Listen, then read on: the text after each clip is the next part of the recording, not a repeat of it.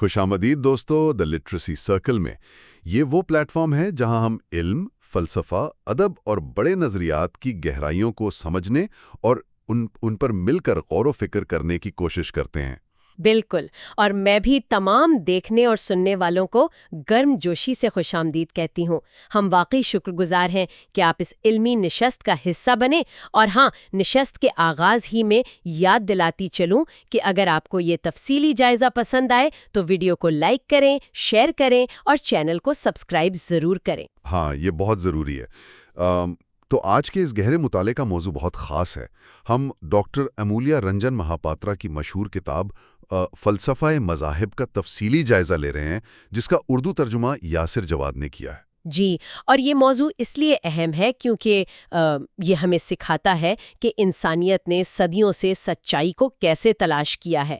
آج کے اس گفتگو کا لہجہ ہم بالکل ایک سٹڈی سیشن یا مطلب ایک نوٹ بک کی طرف فکری رکھیں گے۔ بالکل، تاکہ ہم چیزوں کو گہرائی میں سمجھ سکیں۔ تو اسی حوالے سے میرے ذہن میں ایک سوال آ رہا تھا، کیا تبھی یہ خیال آیا ہے کہ اگر جسم کی کوئی ہڈی ٹوٹ جائے تو ایکس رے مشین فوراً بتا دیتی ہے کہ مسئلہ کہاں ہے؟ ہاں، مطلب تصویر میں سب کچھ بالکل صاف اور بلیک اینڈ وائٹ آ جاتا ہے۔ ایگزیکٹلی، ایک واضح لکیر نظر آ جاتی ہے کہ خرابی یہاں ہے۔ لیکن جب بات روح کی ہو، خدا کے وجود کی ہو، یا اس کائنات میں ہمارے آنے کے مقصد کی ہو، تو اچانک یہ ساری مشینیں فیل کیوں ہو جاتی ہیں؟ یہ واقعی بہت گہری بات ہے۔ مطلب انسانی عقائد کے معاملے میں کوئی ایکس رے کیوں نہیں ہوتا جو بتا دے کہ بھئی سچائی بالکل یہاں اس مقام پر کھڑی ہے؟ کیا عقل اور ایمان ایک ساتھ چل سکتے ہیں، یا منطق ہمارے عقائد کو ختم کر دیتی ہے؟ دیکھیں، مشینیں اس لیے فیل ہوتی ہیں کیونکہ ان سوالوں کو ناپنے کے لیے کوئی مادی پیمانہ ہے ہی نہیں، اور دراصل یہی وہ مقام ہے جہاں سے انسانی تاریخ کی سب سے طویل اور خوبصورت بحث کا آغاز ہوتا ہے۔ جب مادی مشینیں جواب دینا بند کر دیتی ہیں نا، تو انسان کو سوچ اور وجدان کا سہارا لینا پڑتا ہے۔ تو گویا یہ کشمکش آج کی نہیں ہے بلکہ صدیوں پرانی ہے، اور ہماری آج کی یہ نشست بھی اسی کشمکش کو سمجھنے کی ایک کوشش ہے۔ بالکل، اور اس سوال کی گہرائی تک جانے کے لیے ہمیں سب سے پہلے یہ طے کرنا ہوگا کہ فلسفہ اور مذہب، جنہیں ہم بظاہر دو الگ الگ راستے سمجھتے ہیں، ان کی اصل بنیاد کیا ہے۔ صحیح، اور اگر بنیاد کی بات کریں تو ارسطو کا وہ مشہور قول تو ہم سب نے سنی رکھا ہے کہ انسان ایک منطقی حیوان ہے۔ مطلب یہی استدلال، یہی منطق اسے باقی تمام جانداروں سے ممتاز کرتی ہے۔ جی، اور دلچسپ بات یہ ہے کہ قدیم دنیا میں فلسفے اور مذہب کے درمیان کوئی واضح لکیر نہیں تھی۔ یہ دونوں انسانی سوچ کی جڑوں میں بالکل ایک ساتھ جڑے ہوئے تھے۔ اچھا، اگر ہم ان الفاظ کو تھوڑا سا ڈی کوڈ کریں تو یونانی زبان میں فلسفہ دو الفاظ سے مل کر بنتا ہے، مطلب فیلوس یعنی محبت اور صوفیہ یعنی دانش یا حکمت۔ تو اس کا سیدھا سا مطلب ہوا دانش سے محبت۔ ہاں، یعنی وزڈم سے پیار۔ اور میں سمجھتی ہوں کہ یہ صرف کتابوں میں لکھی ہوئی معلومات کو رٹنے کا نام نہیں ہے، بلکہ یہ زندگی کی اعلیٰ اقدار کی تحسین ہے، ان کو سمجھنے کا عمل ہے۔ بالکل، سسرو نے بھی تو کہا تھا نا کہ فلسفہ زندگی کا ہدایت کار ہے۔ اور دوسری طرف اگر ہم مذہب کی بات کریں تو یہ کہاں سے نکلتا ہے؟ اگر لفظ مذہب کو دیکھا جائے تو انگریزی کا لفظ ریلیجن دراصل لاطینی زبان کے لفظ ریلیجیو سے نکلا ہے۔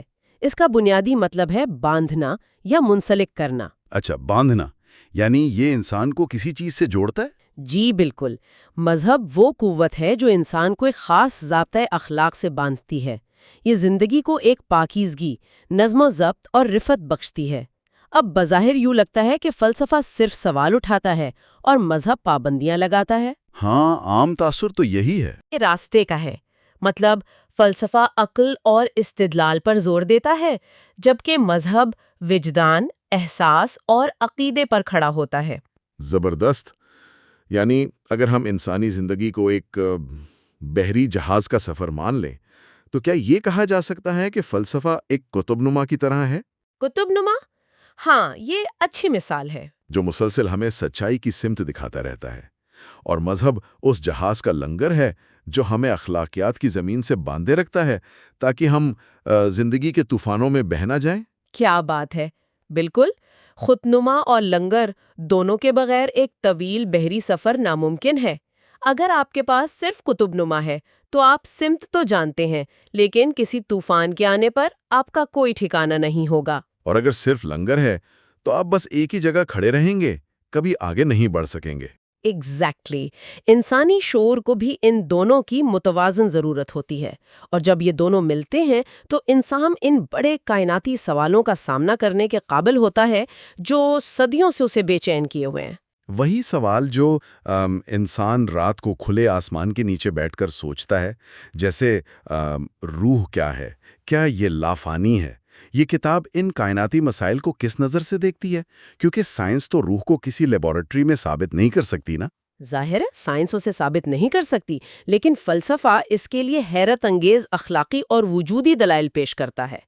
کتاب میں بڑی تفصیلی بحث کی گئی ہے کہ روح کی لافنائیت کا تصور محض کوئی جذباتی تسکین نہیں ہے، بلکہ یہ ایک منطقی ضرورت ہے۔ منطقی ضرورت؟ وہ کیسے؟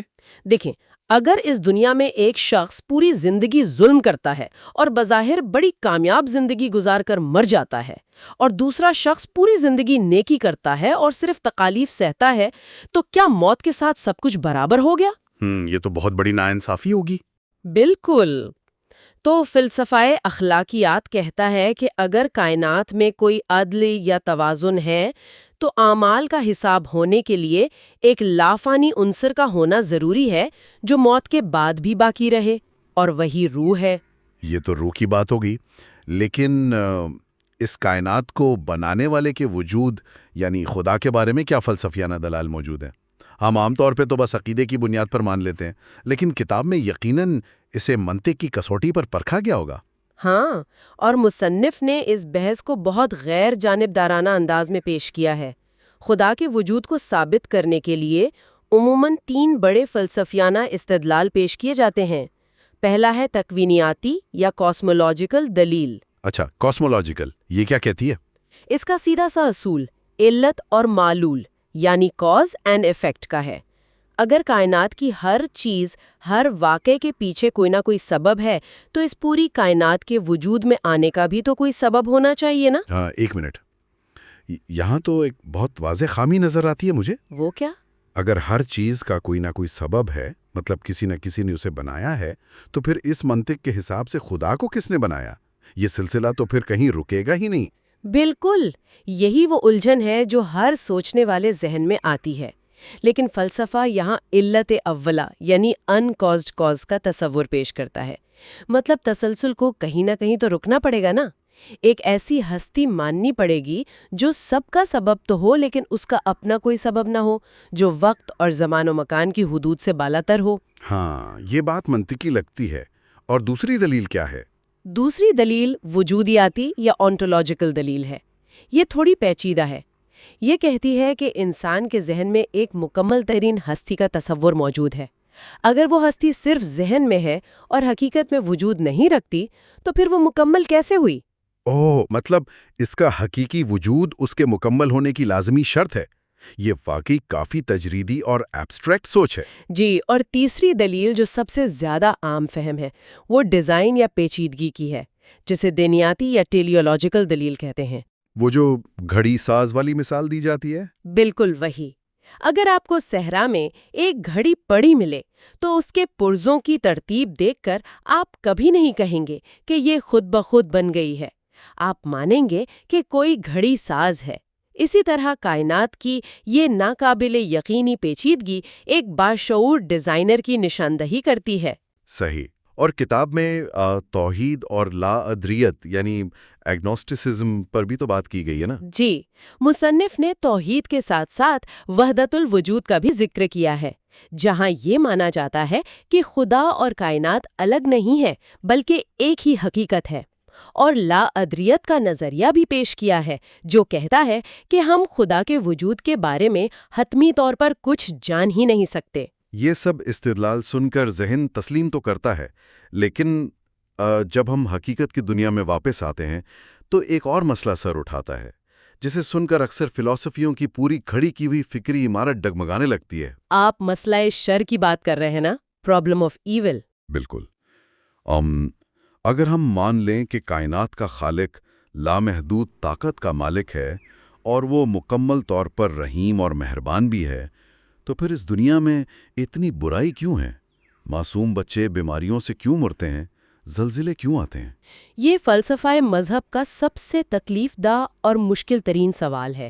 مصنف نے اس پر بہت گہرائی سے بات کی ہے۔ وہ بلائی کو دو حصوں میں بانٹتے ہیں، ایک طبی برائی یعنی نیچرل ایول جیسے زلزلے، سیلاب یا بیماریاں، اور دوسری اخلاقی برائی یا مورل ایول جو انسان اپنے ارادے سے کرتا ہے، جیسے جنگ، قتل اور ناانصافی۔ جہاں تک انسان کی پیدا کردہ برائی کا تعلق ہے تو اس کی ذمہ داری تو انسان کے اپنے کندھوں پر ہے نا۔ ہاں، وہ تو فری ول کا نتیجہ ہے، لیکن قدرتی آفات کا کیا؟ قدرتی آفات کے حوالے سے فلسفہ اسے ایک وسیع تر کائناتی توازن کے تناظر میں دیکھتا ہے۔ مطلب ہم انسان چیزوں کو صرف اپنے محدود وقت اور زاویے سے دیکھتے ہیں۔ جو چیز ہمارے لیے وقتی طور پر شر ہے وہ شاید کسی بڑے کائناتی نظام کا ضروری حصہ ہو۔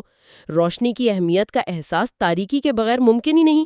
یہ بات سمجھ تو آتی ہے، لیکن یہ بھی ایک حقیقت ہے کہ جب انسان خود تکلیف میں ہوتا ہے تو یہ فلسفیانہ تسلیاں کم ہی کام آتی ہیں۔ خیر، اسی اخلاقی برائی سے ایک اور مسئلہ جڑا ہوا ہے، جبر و قتل کا۔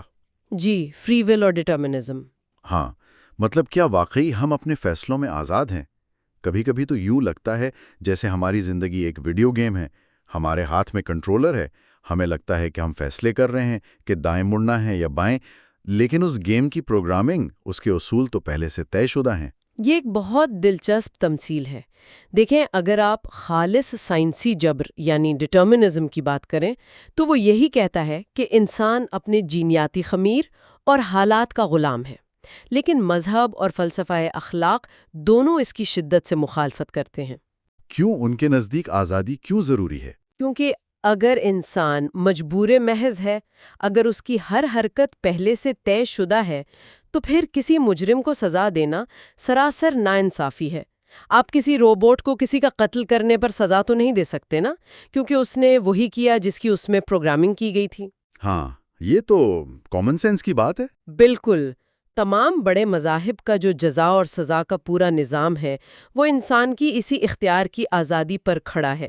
اگر اختیار نہیں تو پھر کوئی اخلاقی ذمہ داری بھی نہیں۔ یہ بہت زبردست نکتہ ہے، اور یہ تمام بحثیں روح، خدا، مسئلہ شر، جبر و قدر، یہ سب صرف ہوا میں لٹکتے ہوئے نظریات نہیں ہیں۔ دنیا کے جو بڑے مذاہب ہیں انہوں نے باقاعدہ ان نظریات کو روزمرہ زندگی کے اصولوں میں ڈھالا ہے۔ جی، اور کتاب کا اگلا حصہ اسی عملی نفاذ پر بات کرتا ہے۔ خاص طور پر ابراہیمی مذاہب کی بات کریں تو اسلام، عیسائیت اور یہودیت نے ان فلسفیانہ نظریات کو ایک سماجی اور اخلاقی شکل دی ہے۔ جیسے اگر اسلام کی مثال لیں تو اس کے جو 5 بنیادی ستون ہیں، توحید، نماز، روزہ، زکوٰۃ اور حج، یہ محض کچھ جسمانی رسمیں تو نہیں ہیں۔ بالکل نہیں، ان کے پیچھے ایک پورا فلسفہ کام کر رہا ہے۔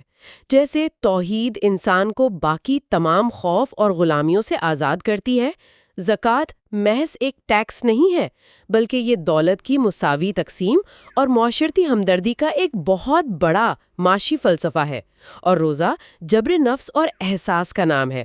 صحیح۔ اور عیسائیت کے حوالے سے کتاب میں کیا نقطہ نظر پیش کیا گیا ہے؟ عیسائیت کے حوالے سے کتاب میں حضرت عیسیٰ کی تعلیمات پر بحث کی گئی ہے، خاص طور پر گناہ اولین یعنی اوریجنل سن اور نجات کے فلسفے پر، کہ کس طرح انسان کو اپنے گناہوں سے پاک ہونے کے لیے خدا کے فضل کی ضرورت ہوتی ہے۔ اور یہودیت کی بات کریں تو 10 احکامات یا 10 کمانڈمنٹس کا ذکر ہے، جو دراصل آج کے جدید مغربی اخلاقیات اور قانون کی بنیاد سمجھے جاتے ہیں۔ مطلب ان تینوں ابراہیمی مذاہب میں خدا کا تصور ایک ایسی ہستی کا ہے جو کائنات سے الگ بھی ہے اور اپنے ماننے والوں سے براہ راست مخاطب بھی ہوتا ہے۔ لیکن یہاں ایک بہت دلچسپ موڑ آتا ہے۔ عقائد، رسومات اور قانون تو اپنی جگہ ہیں، لیکن ان تمام مذاہب کے اندر ایک ایسی چیز بھی موجود ہے جو انسان کو فلسفے کی سرد منطق سے نکال کر ایک گرم جوش روحانی کیفیت میں لے جاتی ہے۔ آپ تصوف یا روحانیت کی بات کر رہی ہیں؟ جی، کتاب اسے مذہبی یا صوفیانہ تجربہ کہتی ہے۔ مصنف کے مطابق فلسفہ اور قانون تو سچائی کے بارے میں صرف معلومات دیتے ہیں، لیکن صوفیانہ تجربہ انسان کو براہ راست اس حقیقت سے ملا دیتا ہے۔ اس کو اگر ایک عام فہم انداز میں سمجھنا ہو تو کیا یہ کچھ ایسا ہے؟ مطلب آپ نے شہد کے بارے میں 100 کتابیں پڑھ لیں، فلسفیوں سے بحث کر لی کہ شہد کی کیمیائی ساخت کیا ہے، اس کا رنگ کیسا ہوتا ہے، ہاں، اور مذہب نے آپ کو بتا دیا کہ شہد کو کس ڈبے میں محفوظ رکھنا ہے اور کس طرح کھانا ہے۔ لیکن صوفیانہ تجربہ یہ ہے کہ آپ نے خود اپنی انگلی پر شہد لگایا اور اسے چکھ لیا۔ اب جب آپ نے مٹھاس محسوس کر لی تو آپ کو کسی دلیل، کسی بحث کی ضرورت نہیں رہی۔ کیا کمال کی تمثیل دی ہے آپ نے! واقعی صوفیانہ تجربہ، چاہے وہ اسلام میں تصوف ہو یا عیسائیت اور یہودیت کے باطنی سلسلے ہوں، وہ اسی مٹھاس کو چکھنے کا نام ہے۔ اور جب ہم اس چکھنے والے تجربے، اس باطنی جستجو کی بات کرتے ہیں نا، تو ہم فطری طور پر مشرق کے مذاہب کی طرف کھینچے چلے جاتے ہیں، کیونکہ مشرقی فلسفے کا تو سارا زور ہی اس بات پر رہا ہے۔ بالکل، مشرق کے ذہن نے کبھی مذہب اور فلسفے کو دو الگ خانوں میں بانٹ کر دیکھا ہی نہیں۔ جب ہم ہندوازم، بدھزم یا چین کے قدیم مذاہب کو دیکھتے ہیں تو ان کا انداز بالکل مختلف نظر آتا ہے۔ یہ لوگ دنیا اور خدا کو الگ الگ کر کے نہیں دیکھتے۔ جیسے ہندوازم میں ویدوں اور اپنشدوں کا جو فلسفہ ہے، اس کا مرکزی یہی ہے نا کہ ہر انسان کے اندر جو انفرادی روح ہے، جسے آتما کہتے ہیں، وہ دراصل اس کائناتی اور حتمی روح یعنی برہما کا ہی حصہ ہے۔ جی، ان کے نزدیک انسان کا مقصد یہ ہے کہ وہ اس وہم، جسے وہ مایا کہتے ہیں، اس کے پردے کو چاک کرے اور جان لے کہ وہ قطرہ دراصل اسی سمندر کا حصہ ہے۔ یہ ایک مکمل وحدت کا تصور ہے۔ لیکن اگر ہم بدھ مت کی بات کریں تو ان کا معاملہ تو باقی سب سے الگ اور حیران کن لگتا ہے۔ مطلب کیا یہ سچ نہیں کہ گوتم بدھ نے کائنات کے خالق پر یا مابعد الطبیعاتی بحثوں پر بات کرنے سے ہی گریز کیا تھا؟ ہاں، انہوں نے تو خدا کے وجود پر مکمل خاموشی اختیار کی تھی۔ تو پھر اسے ایک مذہب کے طور پر کیسے دیکھا جاتا ہے؟ مطلب مذہب تو خدا کے تصور کے بغیر ادھورا لگتا ہے نا؟ دیکھیں، گوتم بدھ کا انداز ایک ماہر طبیب یا ڈاکٹر جیسا تھا۔ ان کا ماننا تھا کہ اگر ایک انسان کو زہر بجھا تیر لگ گیا ہے تو وہ یہ بیٹھ کر بحث نہیں کرے گا کہ تیر کس نے چلایا، لکڑی کس درخت کی تھی یا زہر کون سا تھا۔ ہاں، وہ تو سب سے پہلے تیر کو باہر نکالنے کی کوشش کرے گا۔ بالکل، بدھ کے نزدیک انسانی زندگی کا سب سے بڑا مسئلہ دکھ ہے۔ انہوں نے 4 اعلیٰ صداقتیں بیان کی۔ دنیا میں دکھ ہے، دکھ کی وجہ خواہش ہے، دکھ کا خاتمہ ممکن ہے اور اس خاتمے کا ایک راستہ ہے۔ انہوں نے اس کے لیے 8 نکاتی راستہ دیا جو سیدھا نروان کی طرف لے جاتا ہے۔ یعنی بدھ مت فلسفے کی پیچیدگیوں میں الجھنے کے بجائے سیدھا دکھوں کے علاج پر کام کرتا ہے۔ یہ کتنا عملی طریقہ ہے۔ اور اسی طرح اس کتاب میں ہم دیکھتے ہیں کہ مصنف نے دیگر مشرقی عقائد کو بھی کافی تفصیل سے دیکھا ہے۔ جی ہاں، جیسے جین مت جو عدم تشدد یا اہنسا کی انتہائی شکل پر کھڑا ہے، سکھ مت کی تعلیمات ہیں، اور چین کی قدیم کنفیوشیت جو سماجی نظم و ضبط سکھاتی ہے، اور لاؤزے کا تاؤ مت جو فطرت کے بہاؤ کے ساتھ چلنے کا فلسفہ ہے۔ اور ایرانی تہذیب کا زرتشت مت بھی تو ہے نا، جو کائنات کو روشنی یعنی اہورا مزدا اور تاریکی کے مستقل کشمکش کے طور پر دیکھتا ہے۔ ان سب میں فلسفہ اور روزمرہ کا عمل آپس میں بالکل گندھے ہوئے ہیں۔ بالکل، اور جب ڈاکٹر امولیا رنجن مہاپاترا اس پوری کتاب، اس تمام تقابلی مطالعے کو سمیٹتے ہیں تو ان کا حتمی خلاصہ بہت گہرا ہے۔ وہ ثابت کرتے ہیں کہ ان تمام مذاہب کی رسومات، ان کی زبانیں، ان کے علاقے بھلے ہی مختلف ہوں، لیکن ان سب کی بنیادی یکسانیت ایک ہے۔ وہ کیا کہ یہ تمام مختلف راستے دراصل ایک ہی حقیقت مطلق یعنی ایبسولوٹ ٹروتھ کی جانب اشارہ کرتے ہیں۔ یہ سن کر مجھے ایک مثال یاد آ رہی ہے۔ ایسا لگتا ہے جیسے ایک بہت بڑا فلک بوز پہاڑ ہے اور مختلف انسان، مختلف تہذیبیں اس پہاڑ پر مختلف اطراف سے چڑھنا شروع کرتی ہیں۔ بہت خوبصورت مثال ہے۔ جب وہ نیچے ہوتے ہیں تو ان کے راستے بالکل الگ ہوتے ہیں۔ کسی کا راستہ ہرا بھرا ہے، کسی کا چٹانی اور کٹھن ہے۔ وہ شاید نیچے کھڑے ہو کر ایک دوسرے سے بحث بھی کریں اور لڑیں بھی کہ صرف میرا راستہ ہی درست ہے، لیکن جو وہ اوپر کی جانب اس حقیقت مطلق کی طرف سفر کرتے ہیں، ان کے فاصلے کم ہونا شروع ہو جاتے ہیں۔ اور جب وہ چوٹی پر پہنچتے ہیں تو سب کی منزل، سب کا نظارہ اور وہ سچائی ایک ہی ہوتی ہے۔ یہی اس پوری بحث کا نچوڑ ہے۔ بالکل، استدلال کے ذریعے اس سچائی کو تلاش کرتا ہے، اور مذہب وجدان اور عقیدے کے ذریعے انسان کو اس راستے پر ثابت قدم رکھتا ہے۔ عقل ہمیں اندھی عقیدت کے خطرات سے بچاتی ہے اور سوال کرنا سکھاتی ہے، جبکہ عقیدہ ہمیں اس وقت امید دیتا ہے جب عقل کی حد ختم ہو جاتی ہے۔ انسانیت کی شعوری بقا کے لیے ان دونوں کا امتزاج ناگزیر ہے۔ بہت خوب۔ آج کے اس گہرے مطالعے کو سمیٹتے ہوئے ہم ایک ایسا خیال چھوڑنا چاہتے ہیں جو اس کتاب کی تمام باتوں کو سوچ کے ایک نئے دائرے میں لے جائے۔